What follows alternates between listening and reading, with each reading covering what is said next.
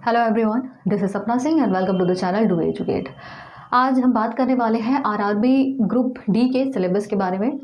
Basically बहुत सारे बच्चों को ये चीज़ पता होगी कि सिलेबस क्या है, क्या पैटर्न रहने वाला है, लेकिन फॉर्म निकले हुए इतना टाइम हो गया है कि कुछ बच्चे सिलेबस भूल भी गए होंगे। तो ये स्पेशली जो सेशन है ये उन स्टूडेंट्स के लिए है जिनको नहीं पता है कि सिलेबस क्या है या क्या एग्ज़ाम का पैटर्न रहने वाला है, कौन सा पार्ट जो होगा, कौन सा सेक्शन कितने नंबर का होने वाला है। तो सारी चीज़ें हम डिटेल में डिस्कस करेंगे आज। तो यहाँ पे क्या है कि आरआरबी ग्रुप डी जो है इसमें 4 पार्ट में चीज़ों को डिवाइड किया गया है। जो आपका एग्जाम होगा वो क्या होगा, 4 पार्ट में 4 सेक्शन में डिवाइड किया गया है। सबसे पहला जो सेक्शन है वो क्या है, जनरल साइंस का है। ठीक है, वो क्या है, जनरल साइंस का है। उसके बाद मैथमेटिक्स है। थर्ड जो है वो क्या है, जनरल इंटेलिजेंस या रीजनिंग आप कह सकते हो, रीजनिंग या एंड जनरल इंटेलिजेंस। फोर्थ जो है इसमें जीए है और करंट अफेयर है। तो बेसिकली जनरल साइंस जो है इसमें 25 नंबर का यहाँ पे पूछा जाएगा। 25 क्वेश्चंस होंगे 25 नंबर के। ठीक है, 25 क्वेश्चन होंगे 25 नंबर के, यानी कि एक क्वेश्चन कितने नंबर का हो गया, 1 क्वेश्चन कितने का हो गया, 1 मार्क का हो गया। ठीक है, एक क्वेश्चन 1 नंबर का होगा। उसके बाद मैथमेटिक्स की बात करते हैं तो ये भी क्या होगा, 25 क्वेश्चन इसमें होंगे।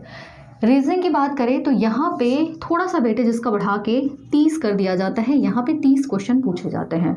और जनरल अवेयरनेस और करंट अफेयर की बात की जाए तो यहाँ पे क्या होगा, यहाँ पे नंबर ऑफ क्वेश्चंस जो होते हैं वो 20 होते हैं, 20 क्वेश्चंस पूछे जाएंगे।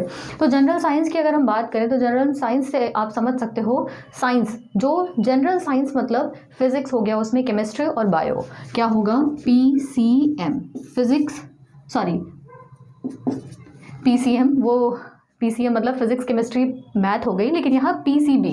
ठीक है, फिजिक्स होगा, केमिस्ट्री हो गई, और यहाँ पे क्या होगा, थर्ड बायो। ठीक है, ये तीनों जो होंगे, ये सब्जेक्ट होंगे, वो किस में आएंगे, जनरल साइंस में होंगे। केमिस्ट्री का जो वेटेज होगा, केमिस्ट्री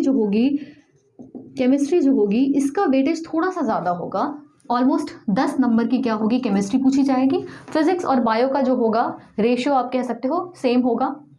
केमिस्ट्री जो होगी थोड़ी ज़्यादा पूछी जाती है, 10 नंबर की, या आप कह सकते हो लगभग 10 क्वेश्चन केमिस्ट्री से पूछे जाते हैं।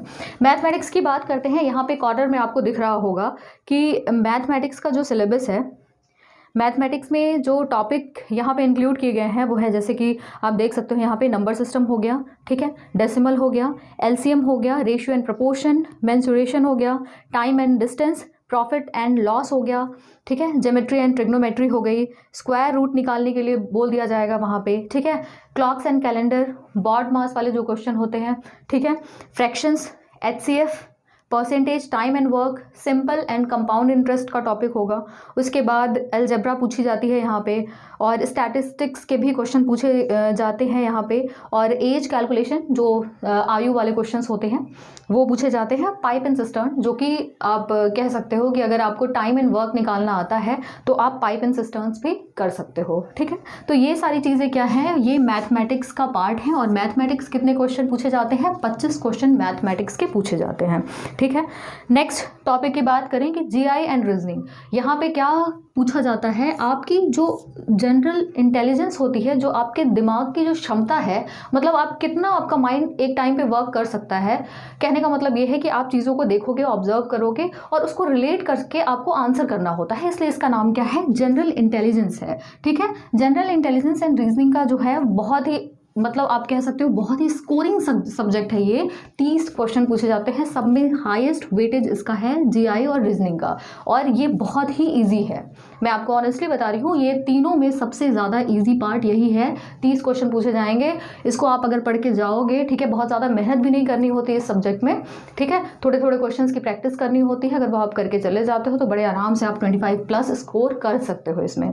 ठीक है, और अगर इसमें बात करें कि क्या क्या चीज़ें आती हैं, तो इसमें आप देख सकते हो यहाँ पे एनालॉजीज़ है, कोडिंग डिकोडिंग है, रिलेशनशिप्स जो कि ब्लड रिलेशंस जो होते हैं वो चीज़ है, फिर जम्बलिंग है, DI एंड DS है। ठीक है, सिमिलरिटीज़ एंड डिफरेंसेस हैं, यहाँ पे क्लासिफिकेशन पूछा जाता है। ठीक है, स्टेटमेंट आर्ग्यूमेंट वाले क्वेश्चन पूछे जाते हैं। ठीक है, और अल्फ़ाबेटिकल एंड न्यूमेरिकल सीरीज़ के क्वेश्चन होते हैं, जैसे 4-5 टर्म्स दे देंगे और बोल देगा कि छठा टर्म क्या होगा यहाँ पे, ठीक है।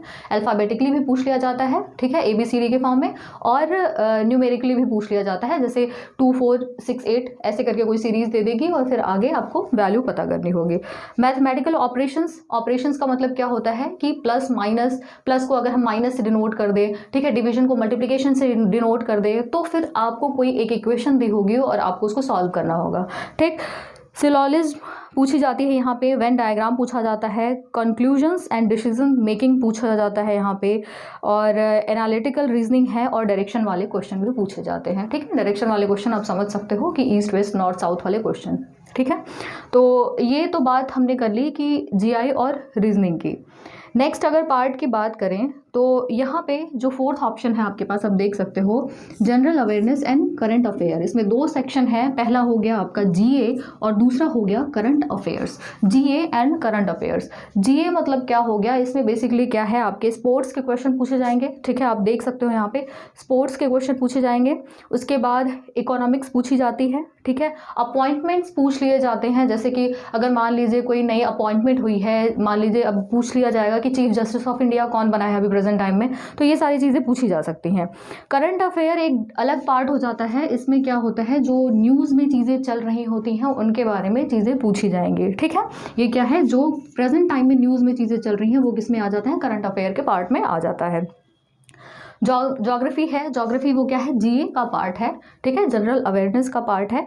हिस्ट्री है, हिस्ट्री पूछी जाती है, ठीक है। बाकी कुछ इधर उधर की चीज़ें भी पूछ ली जाएंगी आपको, जो कि अंदाज़ा लगाना बड़ा मुश्किल हो जाता है कि ये चीज़ मतलब हम सोच भी नहीं सकते कि ये चीज़ पूछी जाएगी क्या, क्योंकि ये जो पार्ट है आपका फोर्थ पार्ट है बहुत ही वास्ट है, ठीक है। इसमें 20 क्वेश्चन पूछे तो जाते हैं, लेकिन 10-12 नंबर लाने में ही ना मतलब हो जाता है कि अरे, क्योंकि सिलेबस बहुत ज़्यादा है।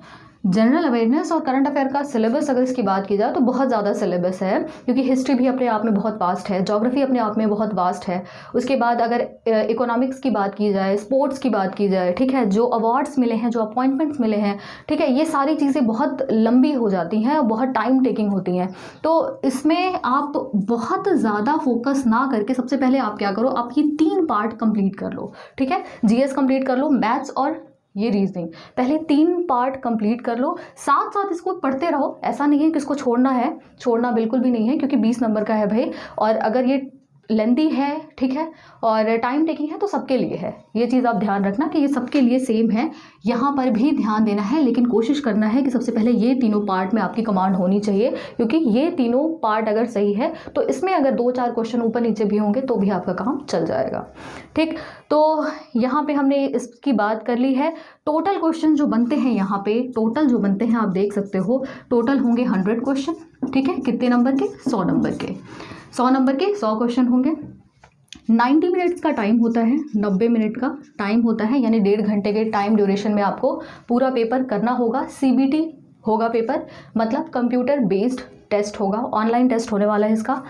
और उसके बाद अगर नेगेटिव मार्किंग की बात करें तो 1/4 नेगेटिव मार्किंग है, 1/4 नेगेटिव मार्किंग है। तो 1/4 नेगेटिव का मतलब क्या हो गया, 0.25 नंबर कट जाएंगे अगर आपका कोई भी एक सवाल गलत होता है। तो सही करोगे तो 1 नंबर मिल जाएगा, गलत करोगे तो 0.25 नंबर कट जाएगा, ठीक है। तो यही एक बेसिक चीज़ें थी जो RRB ग्रुप D के सिलेबस से रिलेटेड थी। तो मैंने यहाँ पे पूरी कोशिश की है कि आप इस चीज़ को समझ सको अच्छे से। तो अगर आपने तैयारी छोड़ दी है तो अब तैयारी में लग जाओ, क्योंकि पूरी उम्मीद है कि इलेक्शन से पहले पेपर हो जाने चाहिए, ठीक है।